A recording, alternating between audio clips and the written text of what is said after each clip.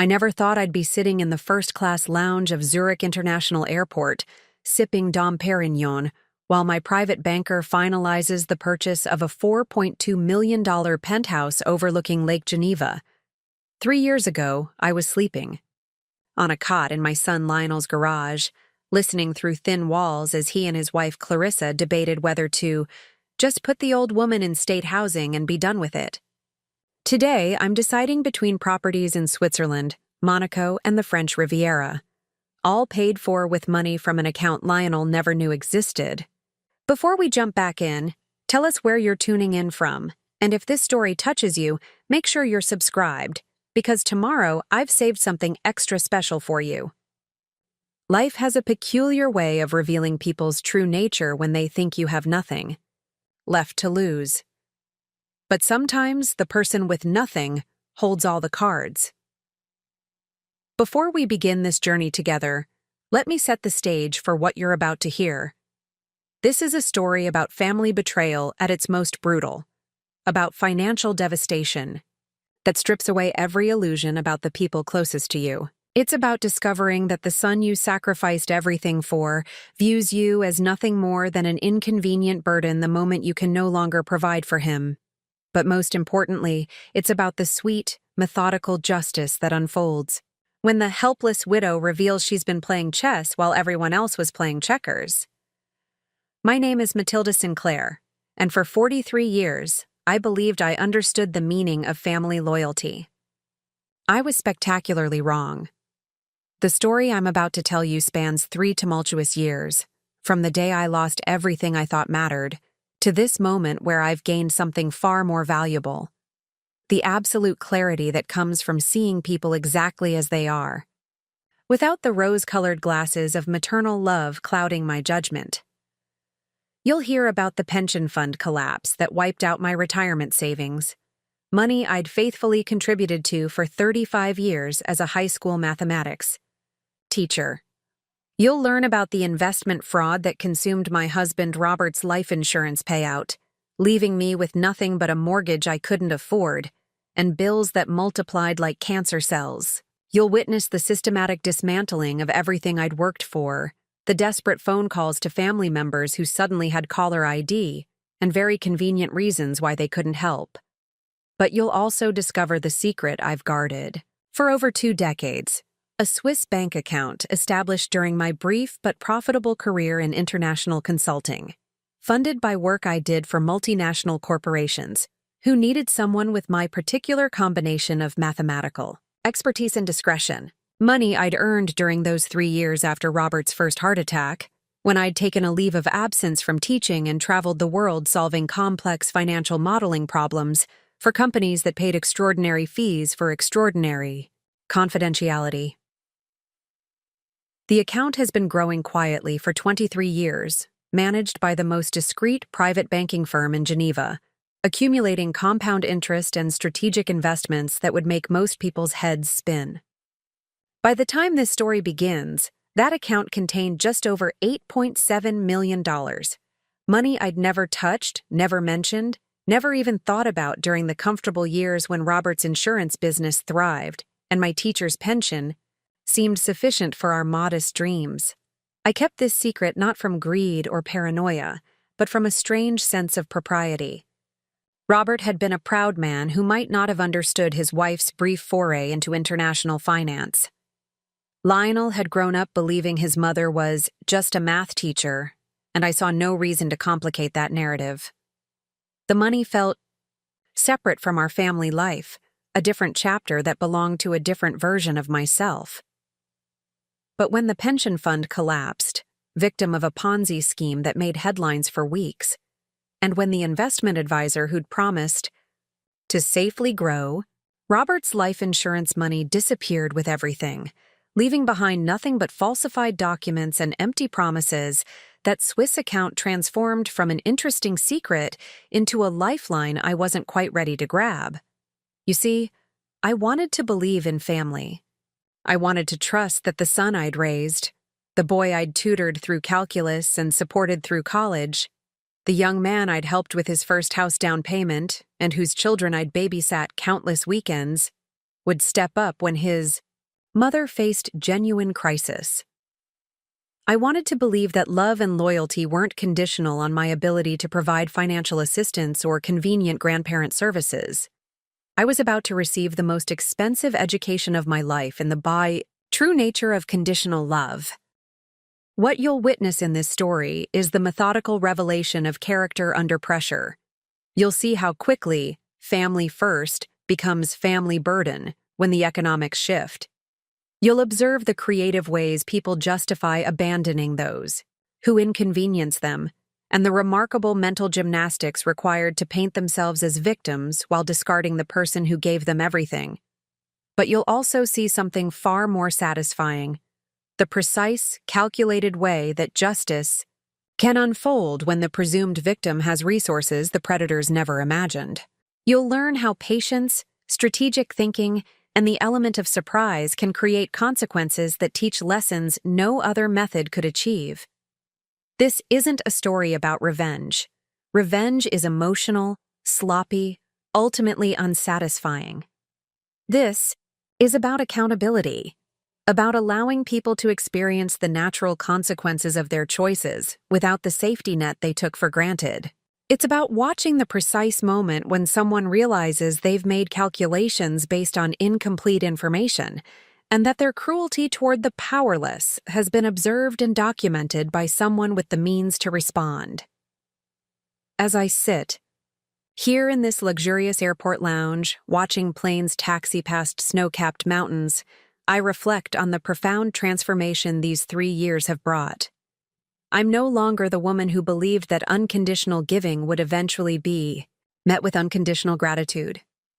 I'm no longer the mother who confused enabling with loving, or who measured her worth by her usefulness to others. I've become someone far more dangerous to those who prey on perceived weakness. A woman who understands her true value, who has learned to set boundaries without apology, and who possesses both the resources and the resolve to ensure that actions have consequences. The story begins with financial ruin and family betrayal. It ends with justice, independence, and the kind of peace that only comes from living authentically in your own power. Let me tell you exactly how we got here. To understand how complete my son's betrayal truly was, you need to know who I was before the world collapsed around me. My name is Matilda Sinclair, and for 35 years I shaped young minds as a mathematics teacher at Riverside High School in Burlington, Vermont. But that simple description barely scratches the surface of the woman I'd become through decades of quiet dedication and hidden complexity. I wasn't just any math teacher. I was the one they called when students had given up on themselves, when parents received phone calls about failing grades and lost hope. My classroom was where mathematical impossibilities became comprehensible, where algebra transformed from enemy to ally, where calculus revealed its elegant secrets to teenagers who'd been convinced they were just not math people. I had a gift for breaking down the most complex concepts into digestible pieces, for finding the exact metaphor or visual representation that would make abstract numbers suddenly click into place.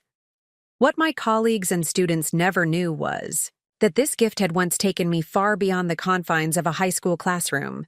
During my 3-year leave of absence, when Robert's first heart attack had forced me to reevaluate everything, I'd discovered that my particular combination of mathematical brilliance and intuitive problem-solving was worth extraordinary amounts of money to the right people. International corporations facing complex financial modeling challenges had paid me consultation fees that seemed almost absurd for what felt like natural thinking to me. A pharmaceutical company in Basel needed projections for drug development costs across 15-year timelines with variable regulatory scenarios. I'd solved it in 2 weeks for a fee that exceeded my annual teaching salary.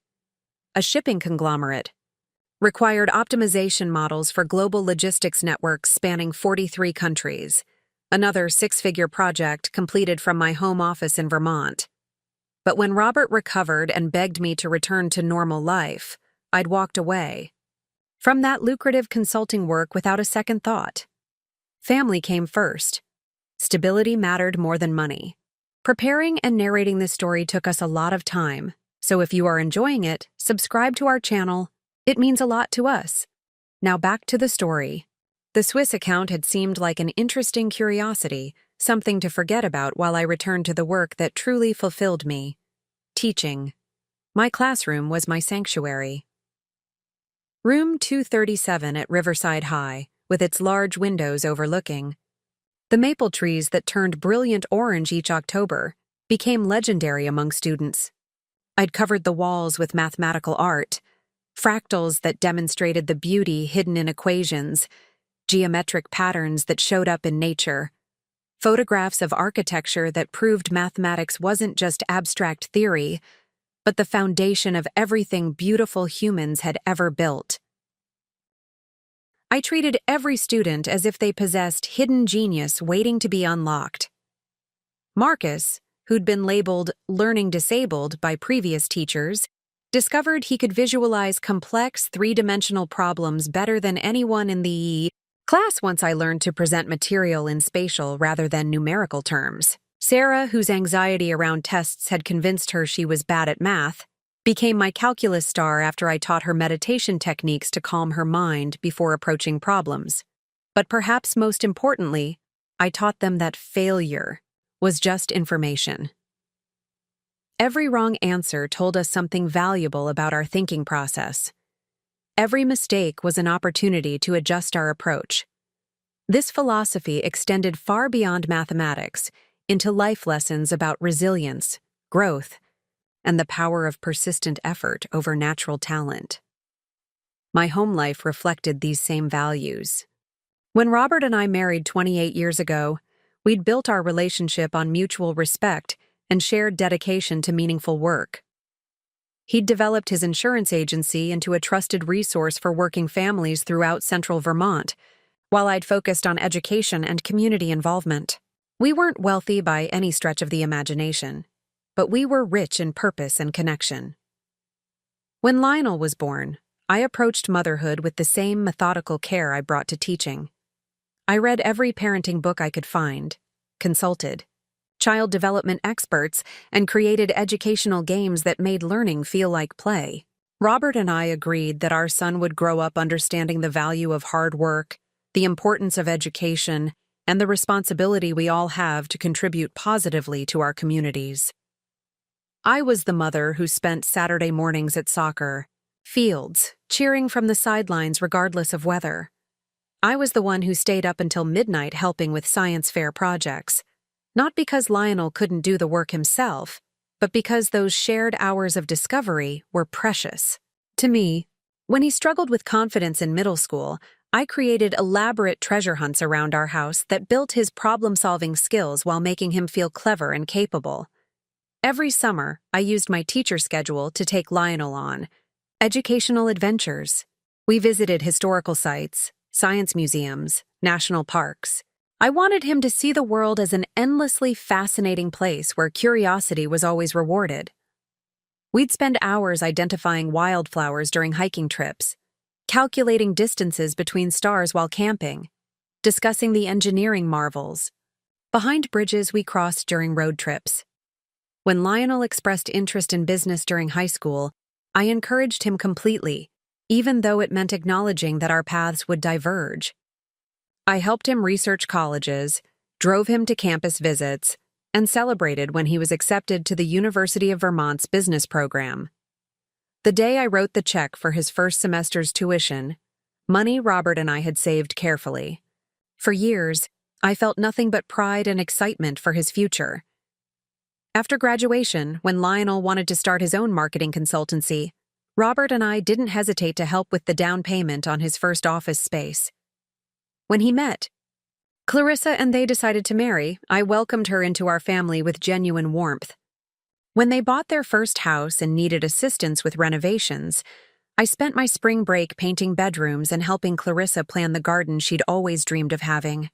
This was who I was, the mathematics teacher who believed every problem had a solution, the mother who saw investment in family as the highest form of mathematics, the woman who calculated love not in terms of what she received, but in terms of what she could give.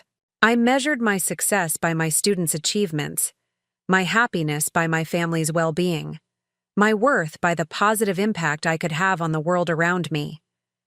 I lived by principles that seemed unshakable, that education was the great equalizer, that family loyalty was reciprocal, that hard work and good intentions would always be rewarded in the end. I believed that if you treated people with kindness and respect, if you gave generously of your time and resources, if you modeled integrity in every interaction, the universe would ensure that you were cared for when you needed it most.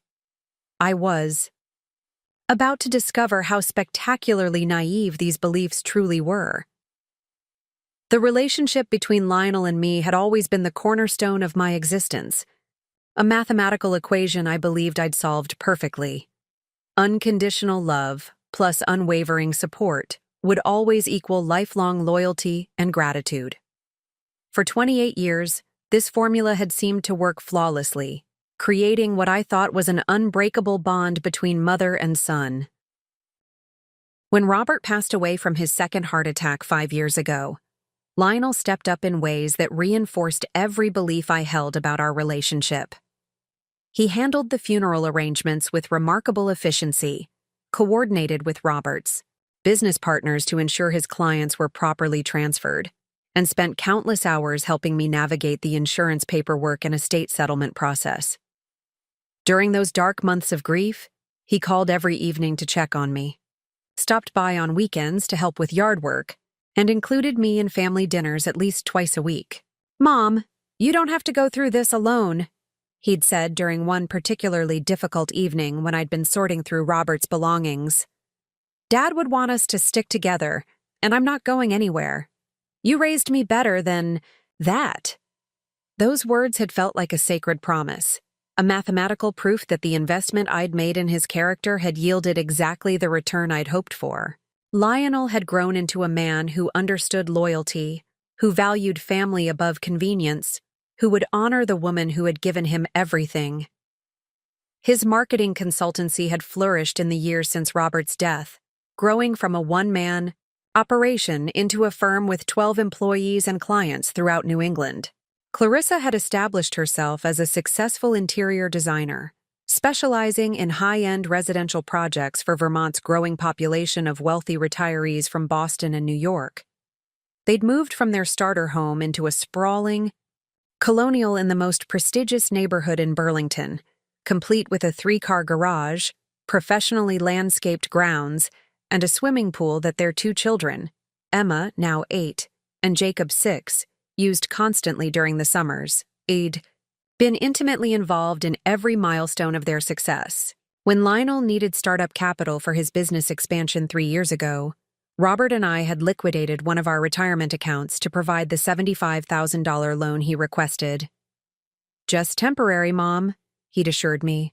"The business is growing so fast, I'll have this paid back within 18 months with interest." When Clarissa wanted to renovate their kitchen, I'd contributed another $30,000 from my teacher's pension fund, money I'd been saving for my own retirement home renovations. Every Christmas, every birthday, every family celebration had reinforced the narrative I cherished, that we were a close-knit family who supported each other through everything. I was Grandma Matilda, the woman who arrived at soccer games with homemade cookies, who took Emma and Jacob on summer camping trips to teach them about nature and resilience, who spent my spring breaks providing free childcare so Lionel and Clarissa could take romantic getaways to rebuild their marriage after the stress of starting 2 demanding businesses. When Emma struggled with mathematics in 2nd grade, I developed a specialized tutoring program for her, spending 3 afternoons a week at their house working through concepts with games and visual aids. When Jacob showed interest in science, I created elaborate experiments in their basement, turning their recreation room into a laboratory where we explored chemistry and physics together. I wasn't just their grandmother, I was their educational consultant, their childcare provider, their emergency contact at school, their weekend entertainment coordinator. The financial support had extended far beyond those major loans. There were the monthly contributions to their mortgage during Lionel's first lean year, the payment for Emma's expensive orthodontic treatment when their dental insurance fell short, The Christmas shopping sprees where I'd spend thousands of dollars ensuring their children had everything on their wish lists. When their roof needed emergency repairs after a storm, I'd written the check without hesitation. When Clarissa's design business required new computer equipment, I'd covered the costs gladly. But more than money, I'd given them my time, my energy, my expertise, my emotional availability. I was the one they called when they needed a babysitter, for last-minute client dinners, when they wanted a third opinion on business decisions, when they needed someone to house sit during their vacations. I'd become so integrated into their daily lives that I had my own key to their house, my own bedroom designated for when I stayed overnight with the grandchildren, my own section in their refrigerator stocked with my preferred foods. This arrangement had felt like the natural evolution of family love. I was the village elder, the wise woman whose life experience and resources benefited everyone in the family circle. Lionel often told friends that his mother was amazing, that he didn't know how he'd gotten so lucky to have someone so supportive in his corner. Clarissa would introduce me to her clients as the best mother-in-law in the world, someone who actually adds value instead of creating drama. I'd measured my worth by their gratitude, my success by their achievements, my happiness by their prosperity. When Lionel's business won a major contract, I felt personally victorious. When Clarissa's design work was featured in Vermont magazine, I'd bought 20 copies to distribute to everyone I knew. When Emma made the honor roll or Jacob scored a goal in soccer, I'd felt the deep satisfaction of knowing I'd contributed to their development through my teaching, my encouragement, my investment in their potential. The mathematical equation of our relationship had seemed perfectly balanced. I provided financial support, childcare assistance, emotional availability, and educational expertise. In return, I received love, gratitude, inclusion, and the security of knowing I was valued and needed. I had a purpose beyond my teaching career, a legacy that would extend through generations, a family that would care for me as I'd cared for them. What I failed to calculate was the most crucial variable in any human relationship. What happens when the person providing resources can no longer do so? What happens when the grandmother becomes the one needing care instead of providing it? What happens when the family bank account suddenly empties, when the reliable backup becomes the burden requiring backup? I'd built my entire sense of security on the assumption that love and loyalty were constants, unchanging values that would remain stable regardless of external circumstances. I'd forgotten the most basic mathematical principle that any economist understands. When the cost-benefit analysis of a relationship shifts dramatically, people reveal their true priorities with startling clarity. The loans I'd made to Lionel had never been repaid, despite his repeated promises and the 18 months having stretched into 3 years. The monthly mortgage assistance had become an expected contribution rather than emergency help. The childcare, the tutoring, the emotional support had transformed from generous gifts into assumed services that were planned into their schedules. Without consultation or gratitude, I'd become so essential to their lifestyle that they'd forgotten I was a person with my own needs, my own limitations, my own vulnerability. To them, I was simply Grandma Matilda, the inexhaustible resource who would always be available, always be willing, always be capable of solving whatever problems arose. They had no idea that their foundation was about to crumble, taking with it every assumption they'd made about how the world worked and where their security truly lay. They were about to discover that when you build your life on someone else's generosity, you'd better hope that person never needs generosity in return. The mathematics of our relationship was about to be tested by the most unforgiving equation of all: genuine crisis plus true character equals absolute truth. What Lionel, Clarissa, and everyone else in my life didn't know was that their poor math teacher grandmother possessed resources that would have shocked them into complete silence. Hidden behind decades of modest living and carefully cultivated financial invisibility lay a secret that transformed me from victim to player in a game they didn't even realize was being played. The Swiss bank account wasn't just money. It was a masterpiece of financial engineering that I'd constructed during those 3 extraordinary years when I'd stepped away from teaching to save my marriage, and inadvertently discovered I possessed a rare gift that corporations would pay astronomical sums to access. It had started innocently, enough. When Robert suffered his first heart attack at 52, his doctor had been blunt: reduce stress immediately or face another, potentially fatal cardiac event within the year. Robert's insurance agency had been his entire identity, consuming 70-hour weeks and generating the kind of chronic anxiety that had nearly killed him. The choice was stark: scale back the business dramatically or watch my husband die from the pressure. I'd taken a leave of absence from Riverside High to help Robert restructure his company, thinking I'd spend a few months organizing his files and perhaps implementing some basic mathematical models to streamline his operations. What I discovered instead was that Robert's business practices, while ethical, were wildly inefficient. His pricing models were intuitive rather than analytical. His risk assessments were based on gut feelings rather than statistical probability. And his investment strategies for client funds were conservative to the point of generating almost no real returns. Within 6 weeks, I'd revolutionized his entire operation. Using advanced mathematical modeling techniques I'd learned in graduate school but never applied professionally, I created algorithms that could predict claim patterns, optimize pricing structures, and identify investment opportunities that Robert's traditional approach had completely missed. His profit margins tripled while his workload decreased by 60%. Word traveled quickly through Vermont's small business community. Robert's transformation had been so dramatic that other business owners began asking if his mathematical genius wife might be available for consultation. Initially, I'd resisted. I was a high school teacher, not a business consultant. But when a Burlington-based manufacturing company offered me $15,000 for 2 weeks of work analyzing their production efficiency, I decided to try it. That first project led to another, then another.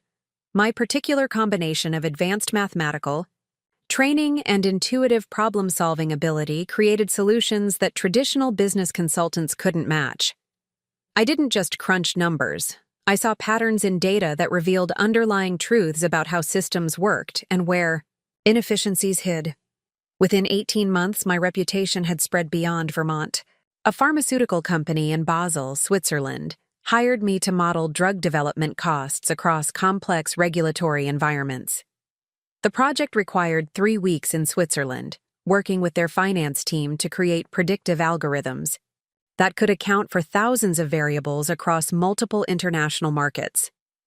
The work was intellectually exhilarating in ways I hadn't experienced since graduate school. Instead of explaining basic algebra to disinterested teenagers, I was solving genuinely complex problems that affected millions of dollars in corporate decisions.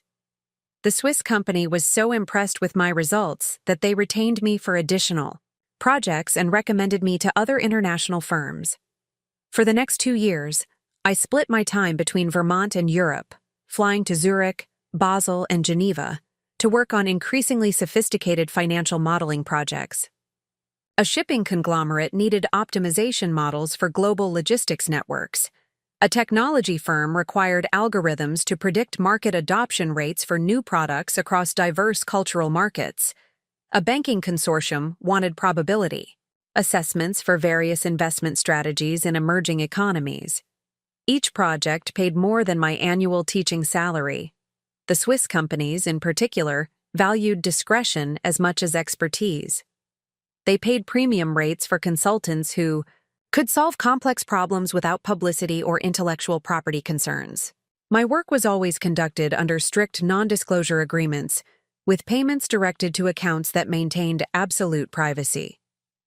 It was during this period that I established my relationship with Weber and Associates, a private banking firm in Geneva that specialized in asset management for high-net-worth individuals who valued confidentiality above all else. Klaus Weber himself had handled my account setup, explaining their approach to long-term wealth preservation through diversified international investments. Mrs. Sinclair, he'd said during our first meeting in his paneled office overlooking Lake Geneva. Our philosophy is simple. We grow our clients' assets quietly, efficiently, and with complete discretion. You'll never receive statements in the mail, never see your account mentioned in any public records, never have to worry about privacy concerns. Your wealth remains invisible until you choose to make it visible. The account had started with my consulting fees, approximately $800,000 earned over those 3 years. But Klaus had worked magic with international investments, currency hedging, and strategic portfolio management that I couldn't have achieved independently. Swiss technology stocks, German manufacturing bonds, emerging market funds, precious metals, and even some carefully selected art acquisitions had transformed my modest consulting income into genuine wealth. By the time Robert recovered enough to manage his business independently and I returned to teaching, the account contained nearly $2 million. But I'd been so relieved to resume my normal life, so grateful that Robert was healthy and our marriage was stronger than ever, that I'd simply let the account continue growing under Klaus's management while I focused on what truly mattered: family, teaching, and community. Every quarter, Klaus would send encrypted updates to a secure email account I checked in frequently. The numbers grew steadily: $2.5 million, then $3.2 million, then $4.8 million. The 2008 financial crisis had actually benefited my portfolio, as Klaus's conservative European strategies and precious metals holdings had protected against the American market collapse while buying opportunities during the recovery phase. By the time Robert died 5 years ago, the account contained $6.7 million. By the time my own financial crisis began 3 years later, it had grown to $8.7 million. Each month, Klaus's management fees were automatically deducted, and each month, the portfolio grew through compound interest and strategic reinvestment. The most remarkable aspect of this hidden wealth was how completely separate it felt from my American life. I'd never mentioned it to Robert, partly because his pride might have been wounded by his wife's international business success, and partly because it felt like a different version of myself, the mathematical consultant rather than the high school teacher and mother. I'd never told Lionel because there had never been a reason to complicate his understanding of our family's financial situation. We lived comfortably on Robert's insurance income and my teacher's salary. The Swiss account existed in a parallel universe, managed by professionals I trusted, growing steadily while remaining invisible to everyone in my daily life. Now, as I faced financial ruin and family betrayal, that parallel universe was about to intersect dramatically with my Vermont reality. The helpless widow sleeping in her son's garage possessed resources that could purchase his entire business 10 times over. The math teacher who couldn't afford her own home had enough wealth to buy a mansion in Switzerland and live luxuriously for the rest of her life. Klaus Weber was about to receive a very interesting phone call from a client who had remained dormant for over 2 decades, but was now ready to activate the most powerful mathematical equation of all: the precise calculation of justice multiplied by unlimited resources. The first domino fell on a Tuesday morning in March, during what should have been a routine meeting with my pension fund administrator. I'd driven to the Vermont Teachers Retirement System offices in Montpelier, expecting to discuss my retirement timeline and benefit calculations. Instead, I found myself sitting across from a pale-faced bureaucrat named Johnny Morrison, who looked like he'd rather be anywhere else in the world. "Mrs. Sinclair," he began, shuffling through papers with trembling hands, "I'm afraid I have some very difficult news about your pension fund." The words that followed seemed to come from underwater, distorted and surreal. Embezzlement, Ponzi, scheme, criminal investigation. The fund's investment manager, a trusted figure who'd handled teachers' retirement money for over a decade, had been systematically stealing millions of dollars while fabricating returns through increasingly desperate financial manipulation. "How much?" I asked, my voice surprisingly steady despite the growing numbness in my chest. Johnny consulted a computer screen, his face grave. Your account balance, which should have been approximately $347,000, currently shows $23,000.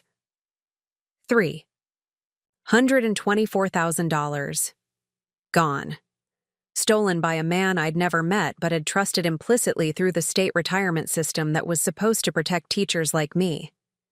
35 years of faithful contributions, reduced to a sum that wouldn't cover 6 months of basic living expenses. The state is investigating, Johnny continued rapidly, as if speed could somehow soften the blow. There may be some recovery, through insurance claims and asset seizure, but realistically we're looking at cents on the dollar. The FBI estimates that at best, retirees might recover 15 to 20% of their stolen funds over the next 5 to 7 years. I drove home in a daze, the mathematical implications of my situation calculating themselves with ruthless precision in my mind. My teacher's salary had never been substantial, but it had been sufficient because I'd always known the pension would provide security in retirement. Robert's life insurance money was supposed to supplement those pensions. Payments, creating a modest but comfortable retirement income. Which brought me to the second catastrophe that I discovered waiting in my mailbox that same afternoon. The letter was from Madeline Foster, the investment advisor who'd been managing Robert's $850,000 life insurance payout for the past 5 years. Her firm, Foster Financial Management, had promised conservative growth through diversified portfolios and risk-averse strategies. The letter, however, told a very different story. Dear Mrs. Sinclair, it began with formal politeness that couldn't disguise the devastation to follow.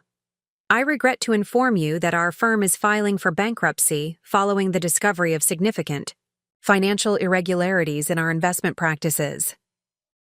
Madeline Foster, it turned out, had been operating her own version of a Ponzi scheme, using new clients' investments to pay fabricated returns to existing clients while siphoning money into personal accounts. Robert's entire life insurance payout, the financial foundation I'd expected to support me for the rest of my life, had vanished into her criminal enterprise. Current recoverable assets are estimated at approximately $127,000, the letter continued, to be distributed proportionally among affected clients pending resolution of legal proceedings. In the span of a single day, I'd lost over $1 million. My pension fund, gone. Robert's life insurance money, stolen. My total liquid assets had been reduced to my small savings account containing about $45,000, the equity in my home, which still carried a $180,000 mortgage, and my monthly Social Security benefits that wouldn't begin for another 18 months when I turned 65. I sat at my kitchen table that evening, surrounded by financial documents and calculator tape, running the numbers over and over, as if mathematical repetition could somehow change the reality. My monthly expenses, mortgage, utilities, insurance, basic living costs, totaled approximately $4,800. My current income consisted of my teacher's salary, which would end in June when the school year concluded, and substitute teaching opportunities. That might generate $200 per month if I was lucky. The mathematics were unforgiving. Even if I immediately found full-time employment, which was unlikely for a 63-year-old teacher in Vermont's competitive job market, I couldn't maintain my current lifestyle. The house would have to be sold, but given the depressed real estate market and the amount I still owed on the mortgage, any equity from the sale would be consumed within months by rental deposits and moving expenses. For the first time in my adult life, I faced genuine poverty. Not temporary financial strain or modest belt-tightening, but the kind of economic freefall that transforms comfortable middle-class existence into a daily struggle for basic survival. That night, I made the phone call I'd been dreading since Johnny Morrison had delivered his devastating news. Lionel answered on the second ring, his voice cheerful and distracted with background noise from what sounded like a restaurant. "Mom, hey, can't talk long. We're having dinner with the Hendersons about that big contract." "What's up?" I explained. The situation as simply as possible. The pension fund theft, the investment fraud, the mathematical impossibility of maintaining my current life. I tried to keep my voice steady, to present the facts without emotional manipulation or desperate pleading. So basically, I concluded, I'm going to lose the house. I'll need to find somewhere to live temporarily while I figure out what comes next. I was hoping maybe I could stay with you and Clarissa for a month or two, just until I can find an affordable apartment and get back on my feet. The silence stretched so long I wondered if the call had dropped. Mom, Lionel finally said, his voice carefully controlled. This is really bad timing. Clarissa's mother is already planning to stay with us for 6 weeks this summer while she recovers from her hip surgery. And with the kids' schedules and my business expansion and Clarissa's big project deadlines, he was creating obstacles before he'd even considered solutions. The son who'd promised never to abandon me was already calculating the inconvenience I represented. I understand you're busy, I said quietly. But Lionel, I don't have anywhere else to go. Let me talk to Clarissa, he said finally. We'll figure something out. Don't panic. Family takes care of family, right? But his tone suggested that family taking care of family was about to become significantly more complicated than either of us had ever imagined. The conversation I'd been dreading came 3 days later, but not in the way I'd expected.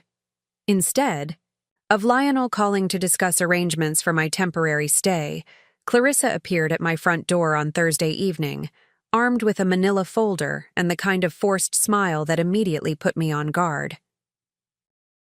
"Matilda," she said, accepting my offer of tea but declining to sit in the living room where we usually chatted. "Lionel and I have been doing research about your situation, and we think we've found some excellent solutions." She opened the folder, with the efficiency of someone who'd rehearsed this presentation multiple times. The first document was a brochure for Maple Gardens Senior Living Community, featuring photographs of smiling elderly residents playing cards and tending small gardens. "This place has an excellent reputation," Clarissa continued, her voice artificially bright. "They have income-based housing for seniors who've experienced financial hardship. The waiting list is usually 18 months, but I called yesterday, and they have an immediate opening because of a recent— well, anyway, there's a spot available." I stared at the brochure, my mind struggling to process what was happening. "You want me to move into a senior living facility?" "It's not like a nursing home," Clarissa said quickly. "It's independent living with support services. They have a dining room, organized activities, transportation for appointments. And the best part is, it's income-based. With your Social Security and whatever substitute teaching you can get, you'd qualify for their assistance program." She pulled out more paperwork, application forms, financial disclosure requirements, medical history questionnaires. The efficiency of her preparation was breathtaking. While I'd been lying awake at night, wondering how I'd survive the next 6 months, my daughter-in-law had been researching ways to institutionalize me as quickly as possible. "What about staying with you temporarily?" I asked. "Just until I can find my own apartment?" Clarissa's smile became even more strained. "Matilda, we talked about this. Our house really isn't set up for long-term guests. Emma and Jacob need stability. During the school year, and with Lionel's business expanding, we're under tremendous stress. Adding another person to the household would just create chaos for everyone." Another person? The phrase stung more than I'd expected. After 8 years of being Grandma Matilda, the woman who provided free childcare and educational support, I'd been reduced to another person who would create chaos. "Besides," Clarissa continued, warming to her theme, "this could be a wonderful opportunity for you to meet people your own age, to have social connections with other retirees. You've been isolated since Robert died. This would be much healthier." I set down my teacup, studying my daughter-in-law's face for any sign of genuine concern or affection. What I saw instead was calculation masquerading as compassion, expediency, Dressed up as care. And what about the money I've lent to Lionel over the years? I asked quietly. The $75,000 for his business expansion, the $30,000 for your kitchen renovation, the mortgage payments I've been covering? That money could help me maintain my independence. Clarissa's expression shifted almost imperceptibly, the mask slipping, just enough to reveal irritation beneath. Those weren't loans, Matilda. Those were gifts. Family supporting family. You can't retroactively turn generosity into debt just because your situation has changed. The audacity of this statement left me momentarily speechless. Over $100,000 in direct financial support, explicitly described as temporary loans with promised repayment schedules, had just been redefined as gifts that I was somehow wrong to mention. Besides, she continued, even if we could scrape together some money to repay you, which would seriously damage our own financial stability right now, it wouldn't solve your fundamental problem. You need consistent housing and care support. This facility provides that. She slid another document across the table. I've already completed most of the application. You just need to sign here, here, and here. They can have you moved in by next Tuesday. I stared at the signature lines, feeling like Alice tumbling down the rabbit hole.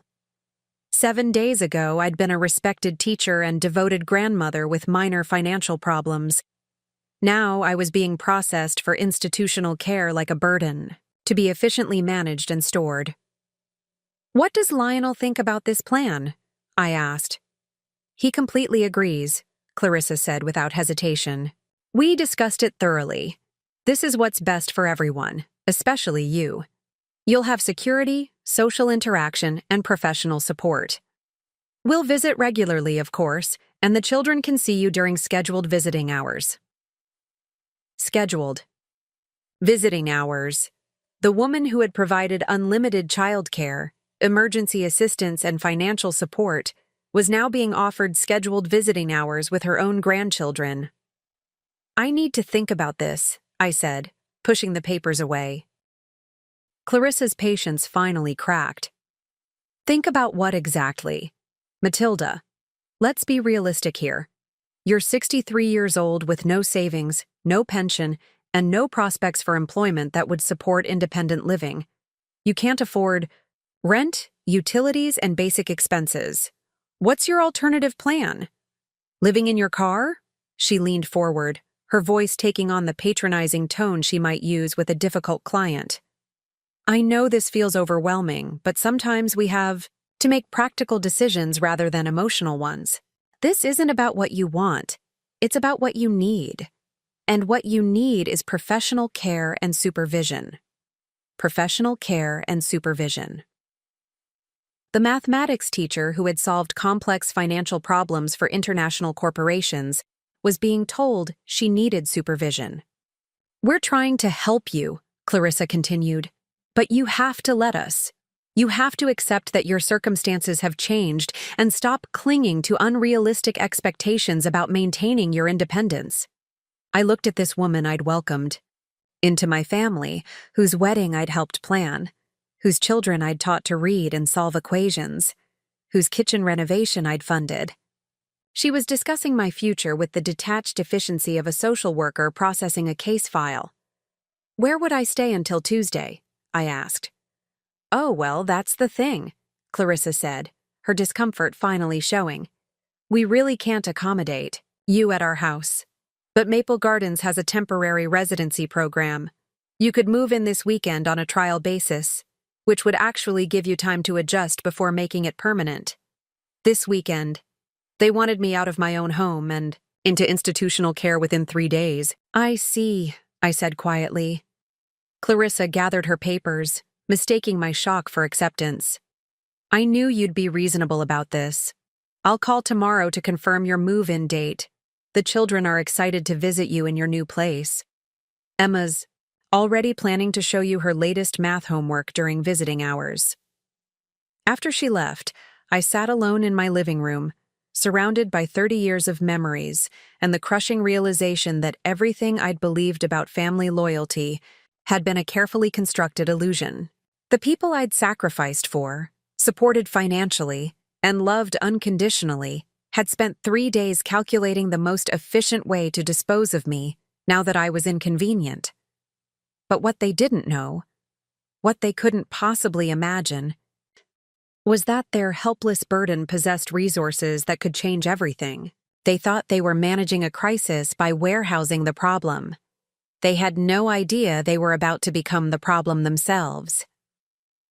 That night, after Clarissa left with her efficiently organized plans for my disposal, I sat in my study surrounded by 30 years of memories and faced the most important decision of my life. On my desk lay 2 distinct paths forward: the applications for Maple Gardens Senior Living that would transform me into a managed burden, and my old laptop that could connect me to Weber and Associates in Geneva and resources that my family couldn't begin to imagine.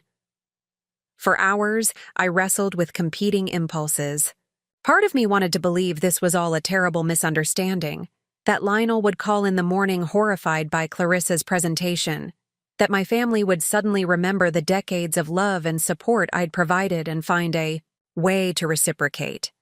The mathematics teacher in me clung to the hope that this equation could still be solved with conventional variables. But another part of me, the part that had built a multi-million-dollar consulting practice through pure, analytical thinking, saw the situation with crystalline clarity. This wasn't a temporary crisis requiring patience and understanding. This was a fundamental revelation of character that no amount of wishful thinking could alter. At 2:47 a.m., I opened my laptop and logged into the secure email system I hadn't accessed in over 3 years. The most recent message from Klaus Weber was dated just 2 weeks ago, a quarterly portfolio update showing my account balance at $8,143,291. Nearly $9 million, earning more in monthly interest than most people made in yearly salaries, sitting dormant while I'd been sleeping on borrowed time in my own home. I typed carefully, knowing that the words I was about to send would irrevocably change everything. Dear Klaus, I hope this message finds you well. After many years of dormancy, I find myself needing to activate my account for immediate use. I'll require liquid access to approximately $2 million initially, with the remainder to be prepared for strategic deployment over the coming months. Excited. They actually believed I was excited about being warehoused in institutional care so they could continue their lives without the inconvenience of supporting the woman who'd made their success possible. I deleted the message without responding. The mathematics teacher who'd spent decades explaining problems step by step was about to give my family the most comprehensive education of their lives. But this time, they'd have to figure out the solutions themselves. Class was about to begin, and tuition was going to be very, very expensive. The transformation began immediately, though it would take my family several days to notice that something fundamental had shifted in their carefully ordered universe. On Friday morning, while Clarissa was presumably calling Maple Gardens to confirm my weekend move-in date, I was sitting in the penthouse suite of the Willard Mountain Resort, Vermont's most exclusive hotel, sipping coffee that cost more per cup than I used to spend on groceries in a day. The suite itself was a masterpiece of understated luxury, floor-to-ceiling windows overlooking the Green Mountains, a private terrace with heated pools, and a living area larger than most people's entire homes. But more than the physical comfort, what struck me was the psychological shift that came with occupying space designed for people who expected excellence as a matter of course. For the first time in years, I wasn't calculating the cost of every decision, wasn't weighing whether I could afford small indulgences, wasn't living within the cramped financial boundaries that had defined my existence since Robert's death. The suite cost $2,400 per night, and I'd booked it for a month without a second thought. Klaus had been right. There was tremendous power in understanding that money was simply a tool, not a constraint. My phone had been buzzing constantly since Thursday evening. 17 missed calls from Lionel, 12 from Clarissa, and 6 text messages that progressed from confusion to irritation to something approaching panic. I'd ignored them all, focusing instead on the strategic planning that would define the Next phase of my life. On Saturday morning, I finally answered when Lionel called for the 19th time. "Mom, where the hell are you?" His voice carried a frantic edge I'd never heard before. "Clarissa said you didn't show up at Maple Gardens yesterday and your house looks empty. Your car's not in the driveway, and Mrs. Peterson next door said she saw you leaving with suitcases." "I'm taking some time to consider my options," I replied calmly, admiring the mountain view from my private terrace. "What options?" "Mom, we've been over this. You don't have options. Your house is going into foreclosure, you have no income, and you need professional care. Clarissa spent hours finding you a placement, and now you're just disappearing?" The entitlement in his voice was breathtaking. 3 weeks ago, this man had been calling me amazing and expressing gratitude for my support. Now he was angry that I wasn't following their timeline for my own disposal.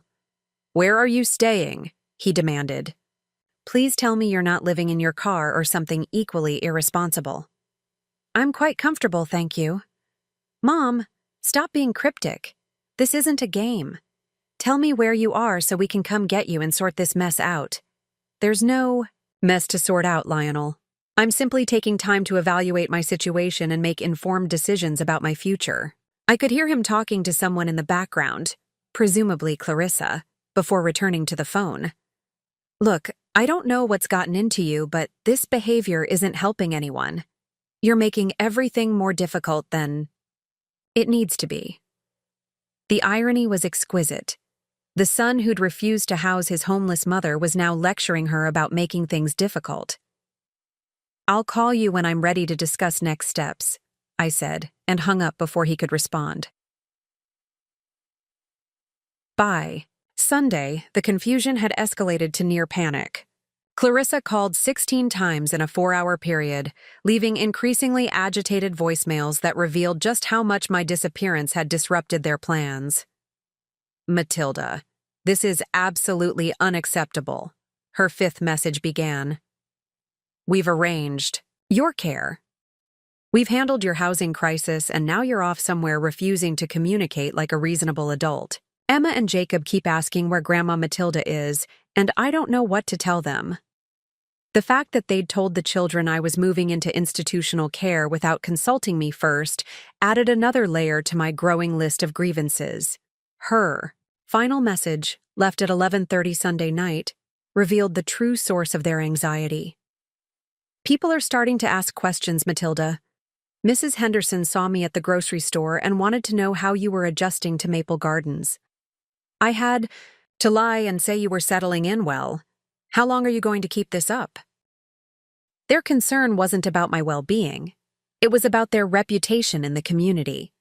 They'd already announced my institutionalization to their social circle and were now embarrassed by my failure to cooperate with their narrative. On Monday morning, I made my first strategic move. I called Riverside High School and spoke to Principal Morrison, a former student of mine who'd taken over the administration 3 years ago. "Mrs. Sinclair," he said warmly, "I heard about your retirement challenges. I'm so sorry about the pension fund situation. If there's anything the school can do..." "Actually, there is something. I'd like to establish a mathematics scholarship fund for deserving students who might not otherwise afford college. Would a $500,000 endowment be sufficient to create something meaningful?" The silence stretched so long I thought the call had dropped.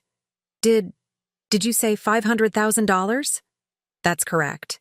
I'd like to work with the school foundation to establish the Robert and Matilda Sinclair Mathematics Excellence Scholarship. I can have the funds transferred by the end of the week. Another pause. "Mrs. Sinclair, I don't understand. Last week we heard you were experiencing financial hardship, and now you're offering to endow a $500,000 scholarship. Circumstances change, Principal Morrison. Sometimes what appears to be true on the surface doesn't reflect the complete picture." After I hung up, I sat on my terrace calculating the ripple effects of this first public move. Within hours, news of my generous donation would spread through Burlington's small educational community. By evening, it would reach the broader social network that included Lionel and Clarissa's friends and business associates. The mathematics teacher who supposedly needed institutional care because she couldn't afford basic living expenses had just casually donated more money than most people earned in a decade. My phone rang within 2 hours. Lionel's voice was careful, controlled, but I could hear the confusion beneath his measured tone. "Mom, I just got a very strange call from Jerry Morrison at the high school. He said you're donating money for a scholarship fund?" "That's correct." "How is that possible?" "Last week you were broke." "I was never broke, Lionel. I was temporarily experiencing cash flow challenges related to stolen assets. There's a significant difference." "I don't understand." "I know you don't. And that's been the problem all along. You've made assumptions about my situation without bothering to understand the complete picture." "Mom, if you have money, why didn't you tell us? Why did you let us think you needed help?" The question revealed everything I needed to know about his character. His concern wasn't about my well-being or the stress I'd endured. It was about the inconvenience he'd experienced trying to help someone who apparently didn't need help. "I wanted to see how my family would respond when they thought I was truly vulnerable," I said quietly. "I wanted to know whether the love and loyalty I'd invested in for decades was genuine or conditional." That's manipulative. Is it? Or is it simply testing whether your promises of family loyalty had any substance behind them? Another long pause. "So, what happens now?" "Now you continue with your lives, and I'll continue with mine. The only difference is that you'll do so with a clearer understanding of exactly what kind of people you choose to be when others need you most." I hung up and ordered room service, a bottle of champagne, and the finest dinner the hotel's award-winning restaurant could provide. Outside my windows, the mountains stretched toward the horizon, beautiful and eternal. Tomorrow, the real education would begin. The confrontation I'd been orchestrating finally materialized on Wednesday afternoon, though not quite in the manner I'd anticipated. Lionel and Clarissa arrived at the Willard Mountain Resort like a tactical strike team, having somehow convinced the front desk to reveal my location despite my explicit instructions regarding privacy. I was enjoying afternoon tea on my private terrace when the concierge called to inform me that my son and daughter-in-law were demanding an immediate meeting. Rather than make them wait in the lobby like common visitors, I decided to grant them an audience in my suite. After all, they were about to receive the education of their lifetimes, and the setting should be appropriately instructive. When they entered the penthouse, the shock on their faces was worth every penny I'd spent on this theatrical revelation. Clarissa's mouth literally fell open as she took in the marble floors, crystal chandeliers, and panoramic mountain views.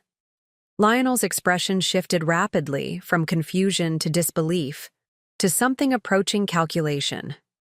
"Mom," he said carefully, his voice strained, "what exactly is going on here?" "I'm having tea," I replied pleasantly, gesturing toward the sitting area where a full service had been arranged. "Please, join me. The hotel's pastry chef is extraordinary."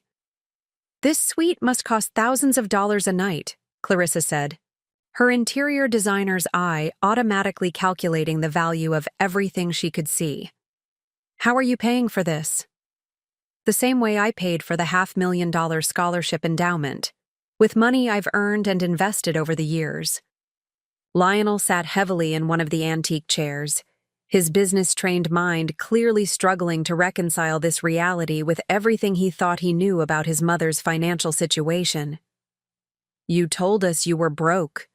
You said you'd lost everything in the pension fund collapse and the investment fraud." "I said I'd lost my pension and Robert's life insurance money. Both statements were completely accurate. I never said those represented the entirety of my assets." "But you let us think," Clarissa began, then stopped, perhaps realizing how her next words might sound. "I let you think what you chose to think," I corrected. "I told you about my immediate crisis, and you immediately began calculating how to minimize the inconvenience I might cause you. At no point did either of you ask about my complete financial picture or express genuine concern about my well-being. That's not fair, Lionel protested. We were trying to help. We found you housing. We arranged care. You found me institutionalization. You arranged disposal. There's a significant difference.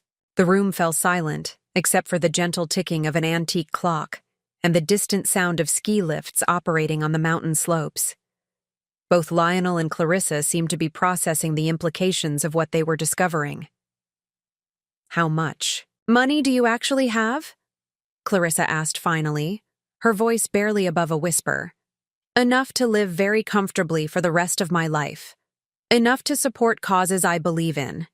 Enough to ensure that people who treat me with genuine kindness are rewarded appropriately. Lionel leaned forward, his expression shifting to the negotiating mode I recognized from his business dealings. Mom, if you have significant assets, we should discuss proper financial planning, tax implications, estate structuring, investment strategies. You could help me manage my money, I interrupted. The same way you managed to repay the $75,000 I lent you 3 years ago? The same way you managed to honor your promise that family takes care of family? His face flushed. Those were different circumstances. The business was still growing. Cash flow was tight. And my circumstances weren't tight when I was facing homelessness, and you offered me institutional care instead of a guest bedroom? Clarissa stood abruptly, pacing to the window with nervous energy. This whole thing has been some kind of test, hasn't it? You've been manipulating us, setting up scenarios to see how we'd react. I've been observing how you react to genuine crisis. The scenarios were provided by pension fund thieves and investment fraudsters. I simply chose not to immediately solve the problem with resources you didn't know I possessed. But why? Lionel's voice carried a plaintive note that might have moved me 6 months ago. Why put us through this elaborate charade instead of just being honest about your financial situation? I set down my teacup and looked directly at my son. This man I'd raised and loved and sacrificed for, who was now asking why I'd wanted to understand his true character.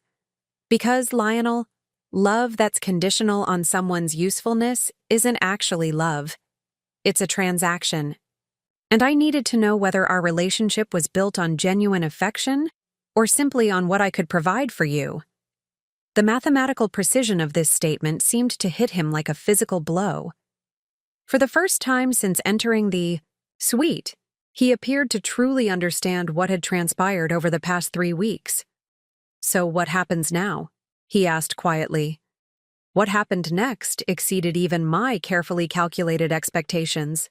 By Thursday morning, word of my scholarship donation had spread through Burlington's interconnected social networks with the velocity of a forest fire. But it wasn't just the size of the gift that captured people's attention. It was the stark contrast between my family's narrative about my financial helplessness and the reality of my philanthropic generosity. I was enjoying breakfast on my terrace when Klaus called from Geneva with news that transformed my strategic plan from personal vindication into something approaching social theater. Matilda, he said, his voice carrying barely contained excitement. I've received some very interesting inquiries about your recent activities. It seems your scholarship announcement has attracted attention from some rather prestigious organizations. 3 separate educational foundations had contacted Weber and Associates, inquiring whether I might be interested in larger philanthropic partnerships. The Vermont Community Foundation wanted to discuss a $1 million endowment for rural education initiatives. Middlebury College had heard about my mathematical consulting background and was proposing a research institute focused on applied mathematics for social good. But the most intriguing call, Klaus continued, came from the International Federation of Mathematics Educators. They're hosting their annual conference in Montreal next month, and they'd like you to deliver the keynote address on mathematics as social justice. Apparently, your combination of teaching excellence and unexpected wealth has created quite a stir in academic circles. The irony was delicious. While my own family had dismissed me as a burden requiring institutional care, The broader mathematical community was recognizing me as a leader worthy of international platforms. My phone rang constantly throughout the day. Former colleagues from Riverside High called to congratulate me and share their amazement at my generosity. Parents of students I'd taught years ago reached out to express gratitude and admiration. The mayor of Burlington left a voicemail discussing potential city partnerships for educational initiatives. But the most satisfying call came from Yvette Patterson, president of the Burlington Country Club, the exclusive organization where Lionel and Clarissa held membership and conducted much of their social networking. "Mrs. Sinclair," she said with the polished enthusiasm of someone who'd suddenly realized they'd been overlooking a valuable social asset, "I hope you don't mind my reaching out directly. We've heard about your wonderful scholarship program, and several of our members have mentioned your remarkable generosity." She paused delicately. "I understand you're currently between residences, and I wanted to invite you to consider our corporate housing program. We maintain several luxury apartments for distinguished members who require temporary accommodations. Given your philanthropic contributions to the community, I'm sure the board would approve an immediate placement." The same social circle that had whispered about poor Matilda Sinclair being placed in senior housing was now offering me luxury accommodations and courting my financial influence. That evening brought the coup de grace. I was dressing for dinner when Clarissa called, her voice strained and carefully modulated. "Matilda, I wanted to apologize for how we handled your situation. We clearly didn't understand the complete picture, and we made some assumptions that were inappropriate." "What prompted this sudden revelation?" I asked, genuinely curious about what had finally penetrated their self-centered worldview. "Mrs. Henderson from the country club called. She wanted to know if you were available for their charity auction planning committee. Apparently, several people have been asking about your availability for various philanthropic projects." The social pressure was mounting. Their carefully constructed narrative about managing their impoverished mother was crumbling under the weight of public recognition of my actual status and influence. "She also mentioned," Clarissa continued reluctantly, "that there are rumors about you speaking at some international mathematics conference. People are saying you're much more accomplished than anyone realized." "People have always known about my teaching career," I replied. "They're just now learning about the consulting work I did years ago and the investments that resulted from it." "Why didn't you ever tell us about the consulting business?"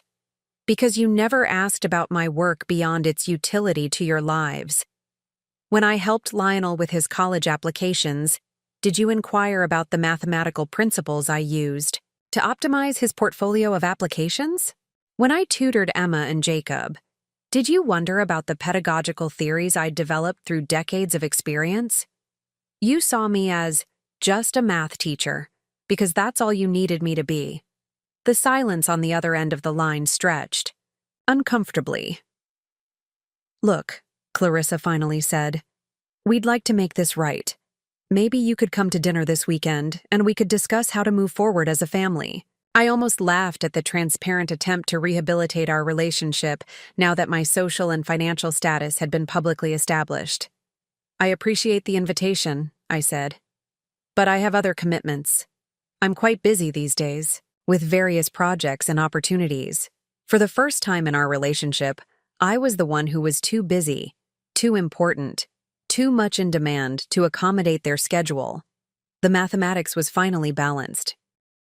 The final reckoning came 3 weeks later, in the form of a desperate last-ditch effort that revealed just how completely my family had misunderstood both the nature of their betrayal and the consequences that would follow. I was reviewing architectural plans for a custom home I'd commissioned on 50 acres overlooking Lake Champlain when Lionel arrived unannounced at my hotel suite. The concierge hadn't called ahead. Apparently, my son had convinced them this was a family emergency requiring immediate access. "Mom," he said, breathless from what I assumed was a hurried drive from Burlington, "we need to talk. Really talk. This time." I set aside the blueprints that showed my future, a magnificent contemporary home with a private mathematics library, guest quarters for visiting scholars, and a foundation office where I could manage my growing philanthropic empire. "By all means," I said, gesturing to the sitting area. "What's so urgent that it couldn't wait for an appointment?" "The kids," he said without preamble. "Emma and Jacob. They miss you terribly, and they don't understand why Grandma Matilda disappeared from their lives." It was a masterful opening gambit. Appeal to my emotional attachment to my grandchildren while positioning himself as their protective advocate.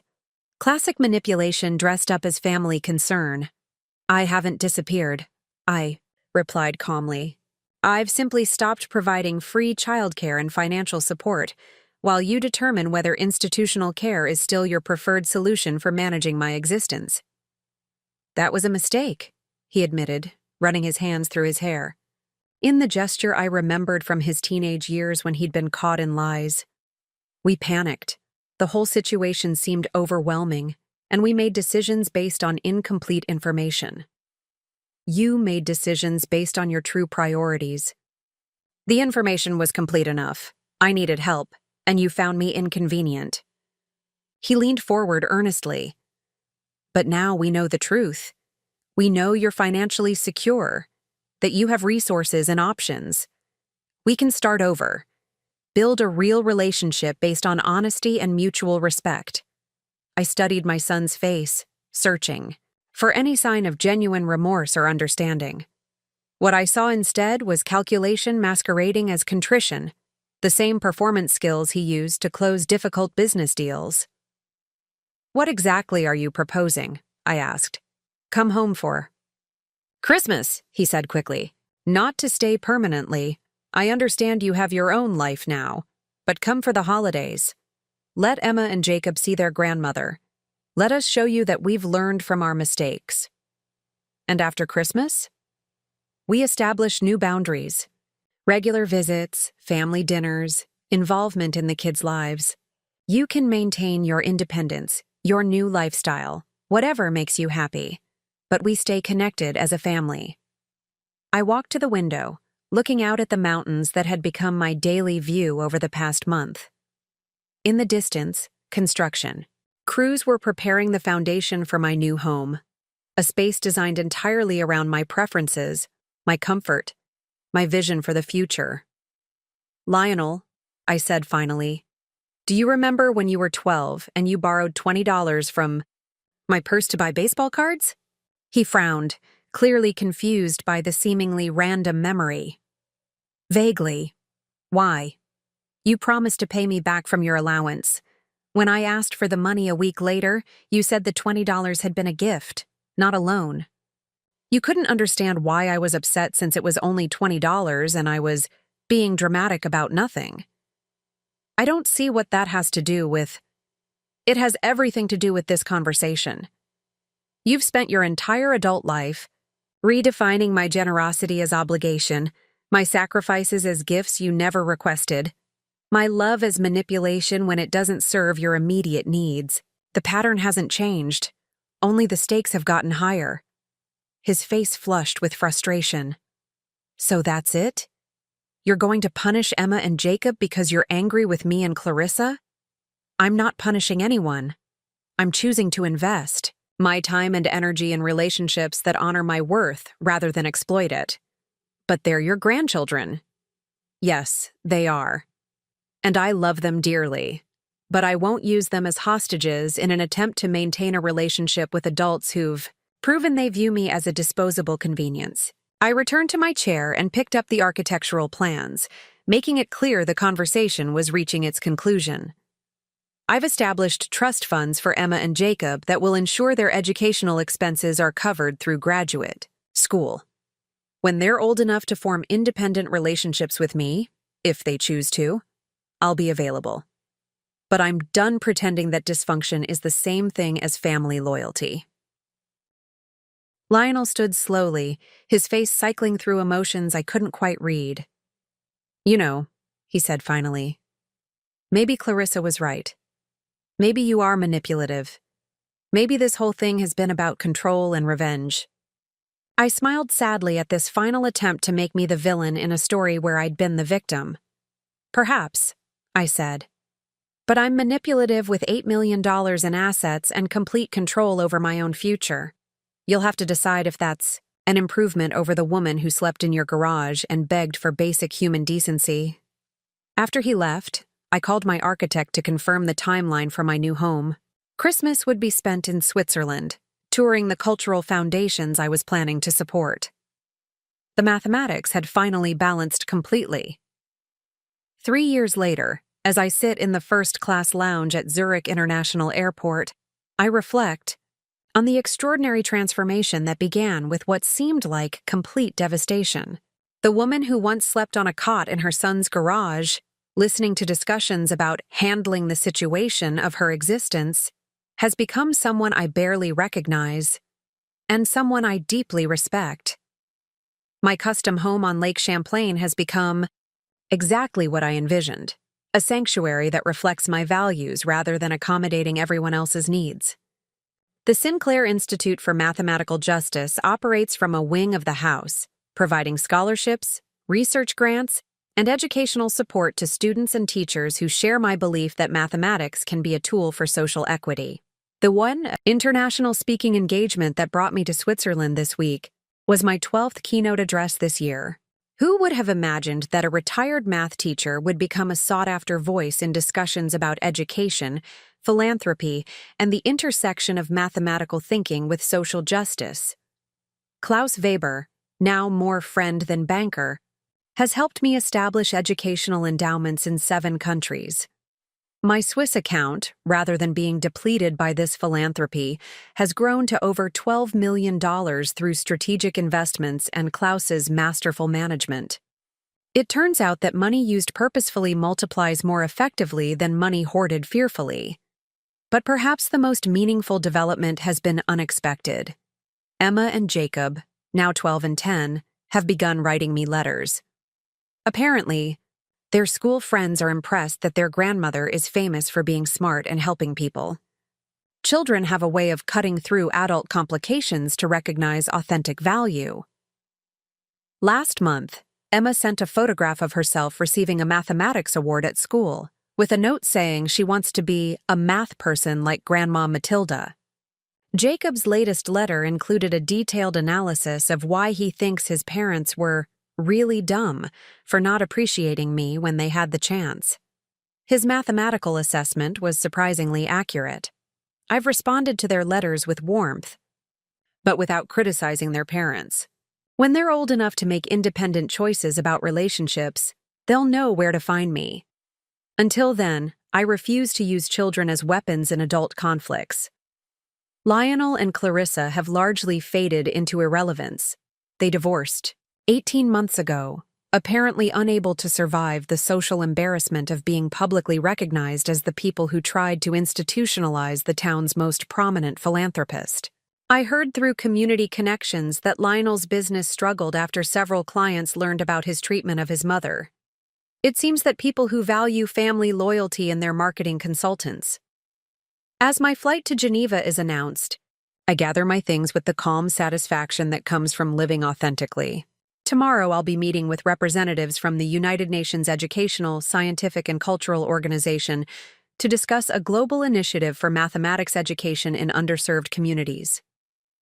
This isn't the life I planned at 63, but it's the life I chose when I finally learned to value myself as much as I'd valued everyone else.